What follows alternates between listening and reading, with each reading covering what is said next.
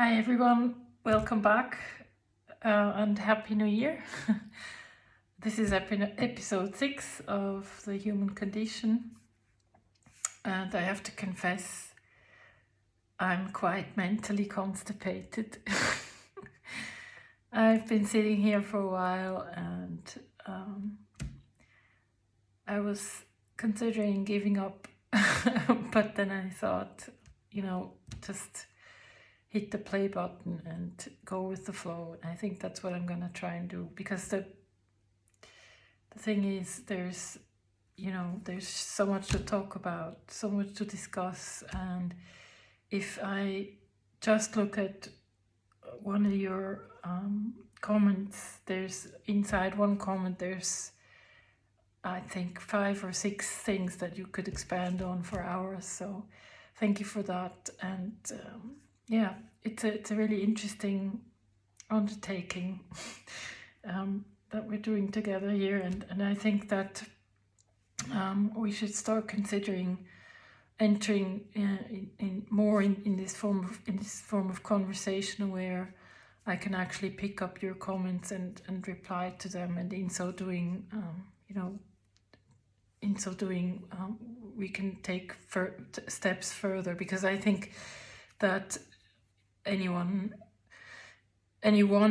person who tries to solve all these riddles is going to be sooner rather than later overwhelmed with all these concepts, and I think it's much more beneficial if we could enter in some sort of dialogue. So I would appreciate if you actually would be so kind as to, when you have a question or when something comes up in your mind, then please post a comment so that we can all think about that together and discuss that, and maybe at some later point we can consider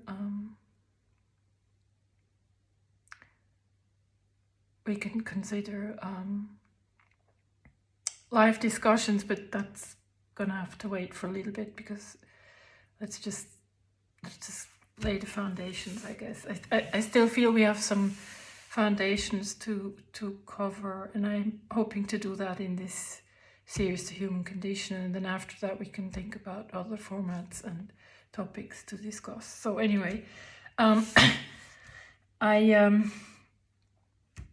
think it's time we think about a couple of things that are interrelated, and I think I'm just going to jot down some words that come to my mind, and that is the word entity,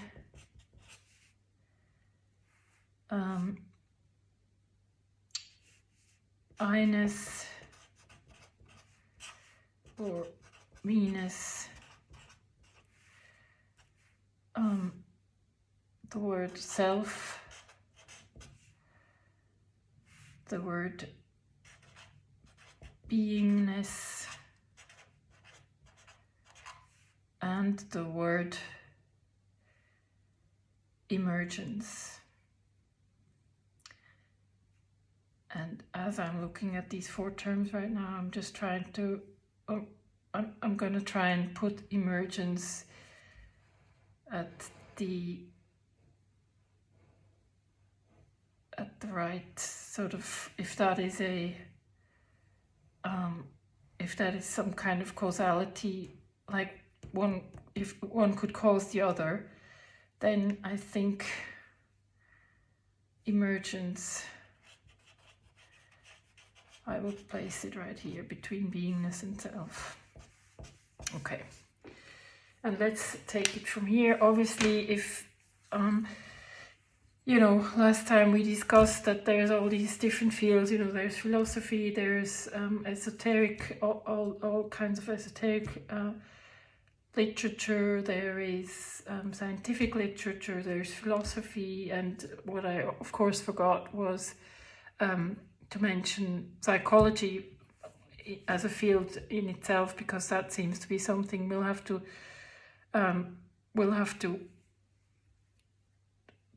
if if only tangentially, but we will have to talk about psychology and sort of where it fits in this whole scheme of multidimensional beingness and where it has its merits and where it probably doesn't. So I think to make matters simple, let's go back to our very basic first drawing that we started out with, where we placed time as our bottom line, and where we allowed for there to be the present, which would be at t0, the future, which would be at t+1, and the past, that would be at t-1. And let's again open up this space, and I know I mentioned it in my last videos. This is very rudimentary because it's two-dimensional, but you just have to activate your imagination, and maybe you can appreciate this as, and sort of think of it as a hologram. So maybe your mind is able to produce a hologram, and that in itself would be really really interesting question to see what happens when you do. But anyway, so we said that if we take oh, by the way, I was gonna mention, because I think I never have in the past.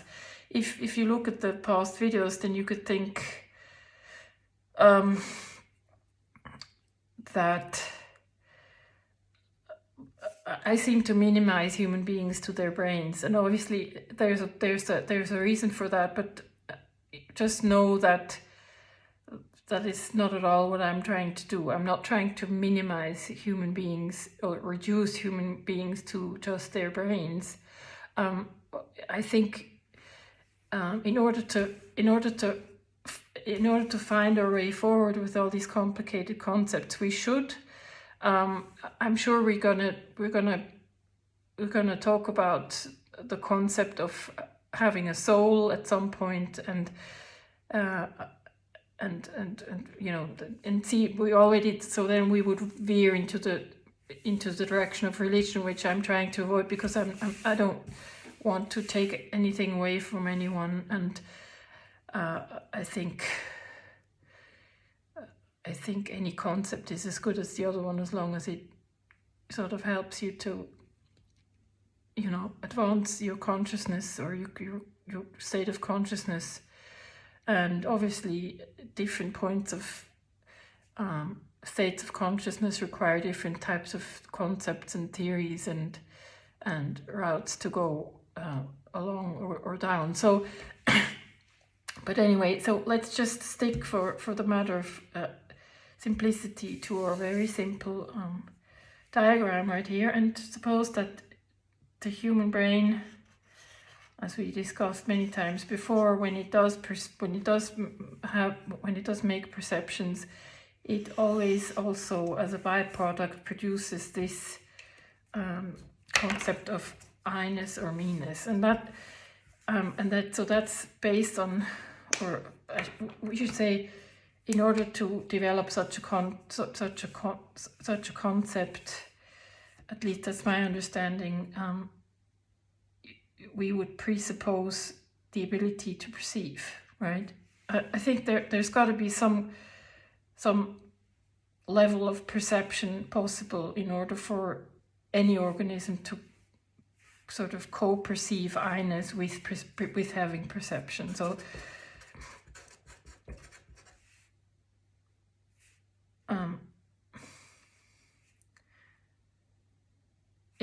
let's just make that point for what it's worth for right now. So, and I think as we do make perceptions as human beings, having these brains, and sort of by perceive the I-ness or me-ness bit, automatically that probably reinforces the sense of being an entity. And what do I mean by that is where where it might well be that before we conceive of I-ness or me-ness, we are aware of our body in terms of when we sort of hit our hand or any bodily extension, we hurt, and that's just neurons firing somewhere in this brain, and activating some kind of pain sensation or whatever, and that's something that you could think of as basic evolutionary principle. I mean, for any organism to evolve, you'd think that it must develop some kind of mechanism to recognize danger and to avoid danger. And it seems to me that pain would be or the sensation of pain would be a rather good tool for that. So, but anyway, I think that if or at the point where the human being sort of develops a complex enough brain as to be able to perceive with, I think, 2 or 3 years old, a concept of I-ness as it makes perceptions, I think it's then when this secondary concept of entity or being an entity gets stronger and stronger. And with that, automatically, or with, I mean, I think those are sort of semi-connected, if you will. So with that would automatically occur this concept of other, of the not me, right? Or the not I. And we would correlate that with the physical boundaries of our bodies. We've discussed that last time. So we would correlate that with, where my body ends and where your body begins. That's sort of like the boundary between the two of us. And then that is I, and then that is you.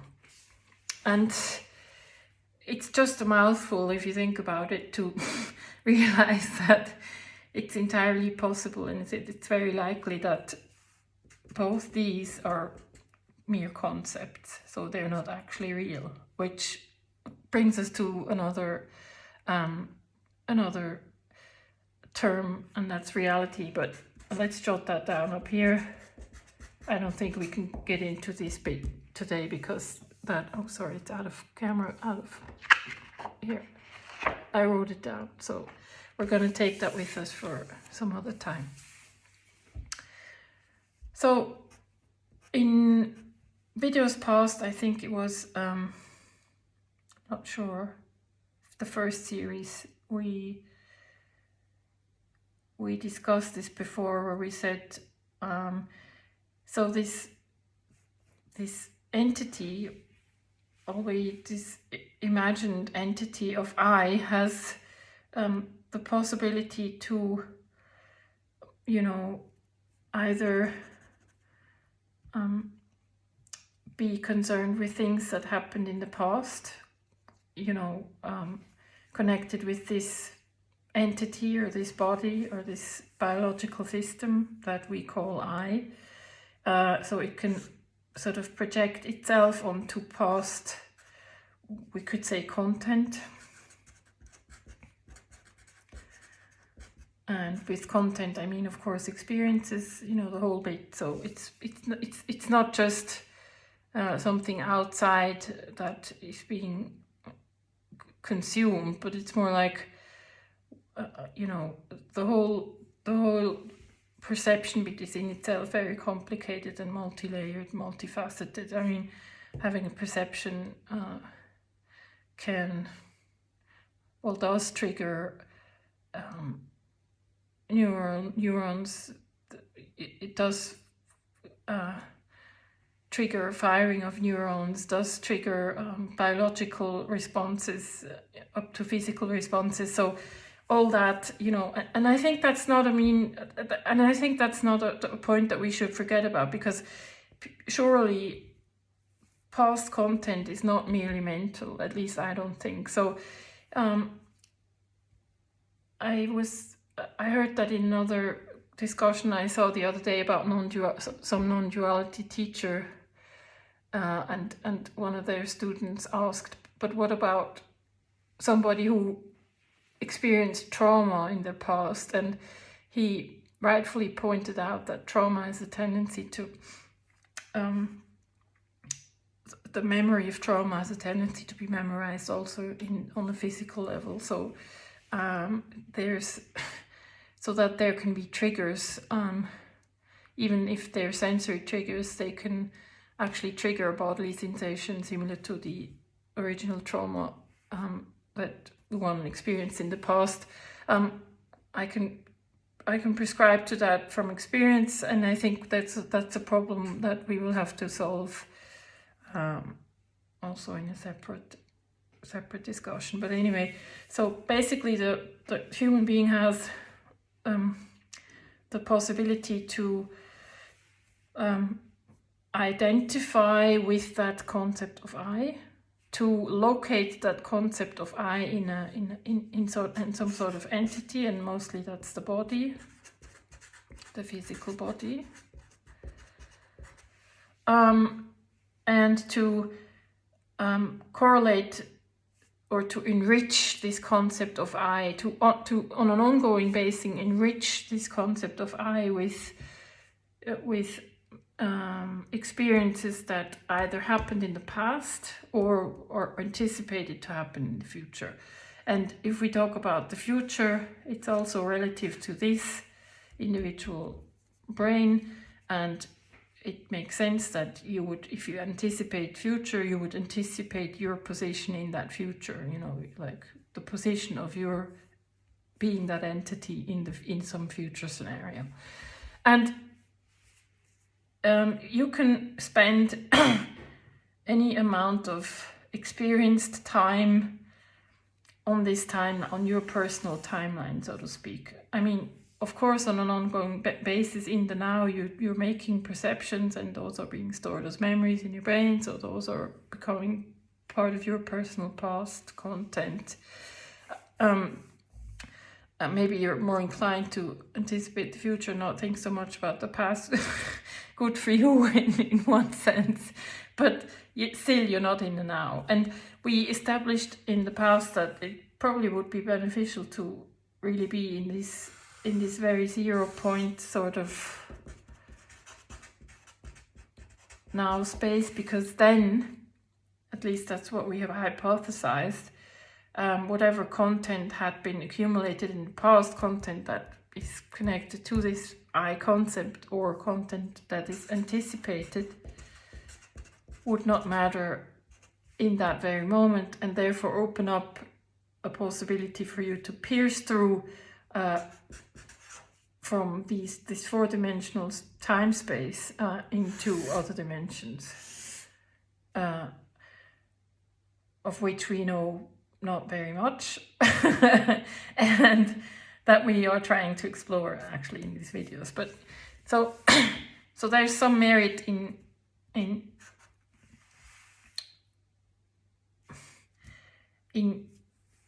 getting out of this illusionary space of I versus you, with this duality, Not sure if you can see that. It's probably duality. There you go. Now, and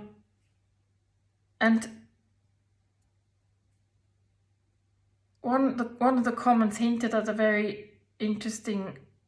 I can't really unpack the comment today because it opens up a whole other set of questions about, there being some sort of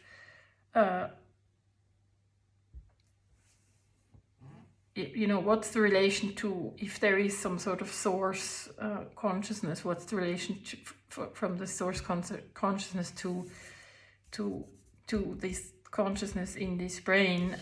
We're also not going to be able to discuss that today, I'm very afraid. But nevertheless, I think we can all agree that there seems to be a difference even in our uneducated mind, if we don't have a background in psychology if we don't know anything about Carl Gustav Jung, who of course has this established this whole way of analytical psychology, where he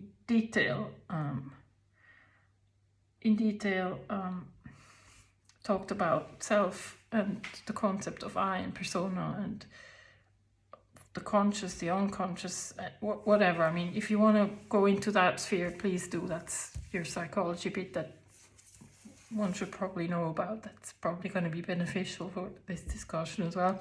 But even if we don't know anything about psychology and Carl Gustav Jung, there seems to be, on a very basic level, we seem to understand that there's a difference between I or ego and self. For some reason, we regard self as something, quote unquote, better than I or ego, because somehow it hints at some sort of center and centeredness and of wholeness, and of not so much being, it's not so much connected to the concept of I or ego, but it's more like the self seems to be something that one would want to arrive at, in order to be a good human being, I guess. So we could say, okay, well, the self could be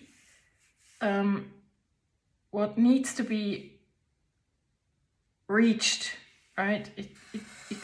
It could be what needs to be reached, some kind of center. If before you've moved on either t+1 or t-1, you sort of moved around in circles, spent all kinds of, spent most of your time either digesting past experiences and or anticipating future experiences, but never being in the now. It seems to make sense that being in the self could be equated to being centered and being in the moment. At least that's how I would try to, as we will see later in later videos, that's how at least I would try to link the whole psychology bit with our thoughts concerning or the science of consciousness, if you will.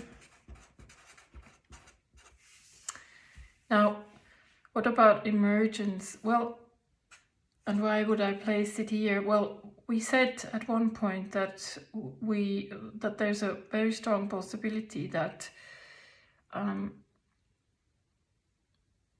everything, Latin res,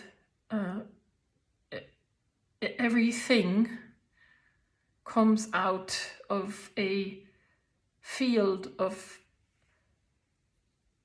consciousness or beingness, and I think I offered you explanation one or two videos back, and we linked that to quantum theory and quantum field theory, to be precise, right? So everything that can appear, be it a concept or a physical thing, comes ultimately, one should say, comes from a unified field of consciousness, or arises or emerges out of that unified field of consciousness. So there we have our fourth term, emergence, the arising of things. And if we then go a step further back, we could say well, then beingness probably means the underlying beingness of same field of consciousness that is not divided in entities, be it actual physical entities or imagined entities, right?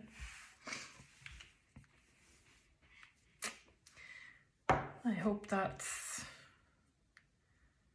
See, I think it's very important to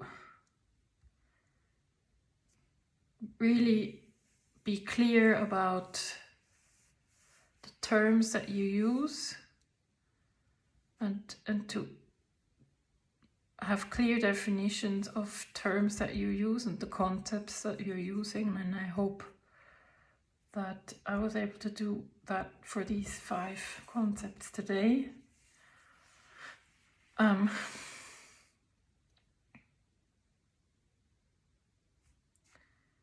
Yeah, like I'm really excited about your reactions.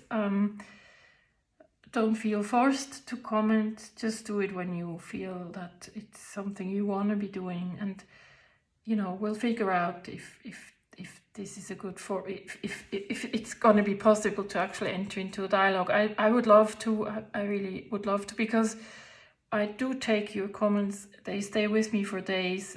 When I go for walks with Linus, I mull them over, so to speak, and they greatly help me to, you know, also to make a step further. So anyway, I'm going to leave you with that for tonight, and yeah, have a good week, and yeah, see you next time.